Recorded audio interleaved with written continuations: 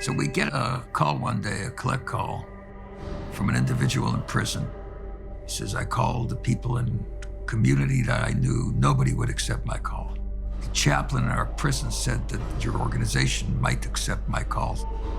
He says, I'm in prison, but the reason I'm calling is not because of that. It's my wife cannot get a job.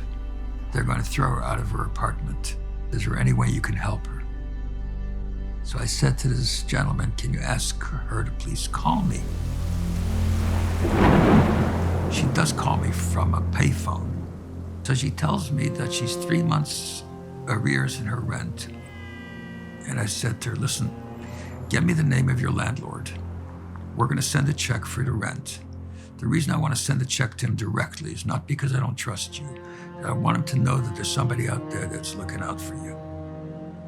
And she says to me, can I talk to you? She says, sounds like someone I can talk to. I said, sure, you can talk to me. Go ahead. He said, I had a 9-year-old that was a healthy boy, and my 6-year-old was not a healthy child. He says, on a nightly basis, I would go out and scavenge the garbage cans around the pizza shops and the other restaurants in case we'd find some food, and I would bring back the half-eaten pizza pie or whatever I could find in the garbage can. He says, they didn't let me come into the gas station anymore because every time I came to the gas station, I would take the toilet paper because we didn't have any toilet paper at home. He says, and we lived in darkness, and we lived eating garbage, literally. I couldn't take it. My kids would cry, Mommy, can we eat normal foods? So one night, he says, I did the worst thing in the world. I decided I was going to go sell myself. So I went into a bar and I sold myself.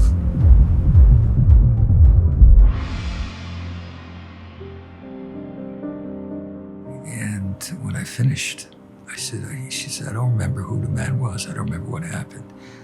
I just remember that I felt that I needed to die. She said, I never used the money that I received. I couldn't use that money. I came home and I wrote a note to my kids. I said to my children, I'm so sorry, I love you, but I couldn't live with myself anymore. And I went to kiss them goodnight. I kissed my older boy goodnight, and I said, somebody's going to adopt you. They're going to be so happy because you're such a bright, good kid. But when it came to my little sick boy, I said, nobody's going to watch you. So she says to me, I can't live with myself and I can't die. What should I do? So I gave her a ruling right on the spot. I said, according to law, you're not guilty for what you did. It was you in a state of insanity. And people who are insane are not guilty. So I can't believe it. I can't believe it. She says, it doesn't count. I said, it doesn't count. You've got a clean slate. We started helping her slowly. She got back on her feet a little bit. She got a job. Never heard from her again.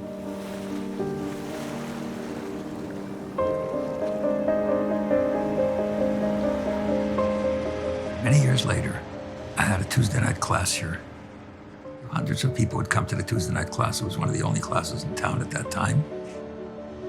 After the class, people would line up to ask questions or so forth. So I see this lady who's I've never seen before, standing.